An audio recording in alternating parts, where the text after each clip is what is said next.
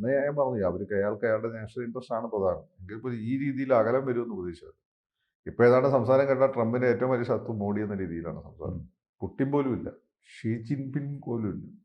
പാകിസ്ഥാൻ എല്ലാ തരത്തിലുള്ള സഹായം നൽകുന്നു. പാകിസ്ഥാനിലെ വൃത്തികെട്ട ഭരണാധികാരി അസീം മുനീറിനെ പിടിച്ച് പ്രസിഡന്റ് ആക്കാനുള്ള പരിപാടിയാണ്.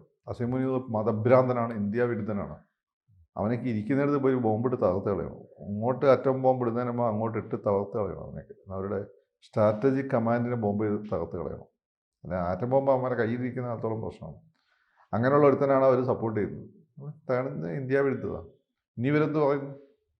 ട്രംപ് ആയിരുന്നു കമല ഹാരിസ് ആയിരുന്നു നല്ലത്. കമല ഹാരിസ് ഇത്ര പോയില്ലായിരുന്നു. അല്ല, ഇന്ത്യ ഇങ്ങനെ നേരിടും ഇതിനെ? ഈ വിഷയത്തിൽ ഇന്ത്യ എങ്ങനെ നേരിടാം? അവരുടെ ആഭ്യന്തര വിഷയമല്ലേ. ഇന്ത്യക്ക് അമേരിക്കനെ ഉറപ്പിക്കാൻ ഇന്ത്യയുടെ കയ്യിൽ എന്താ ഉള്ളത്? നമ്മൾ എണ്ണ കയറ്റുമതി ചെയ്യില്ലെന്നാണ് അവർ പേടിക്കുമോ? നമ്മൾ എണ്ണ കയറ്റുമതി ചെയ്യുന്നില്ല. നമ്മൾ യുറേനിയം കൊടുക്കുന്നില്ല എന്നാണ് അവർ പേടിക്കും. നമ്മൾ യുറേനിയം കയറ്റുമതി ചെയ്യുന്നില്ല. നമ്മൾ ആയുധങ്ങൾ കൊടുക്കില്ലെന്നാണ് അവർ പേടിപ്പിക്കും. നമ്മൾ ആയുധങ്ങൾ അവർക്ക് കൊടുക്കുന്നില്ല.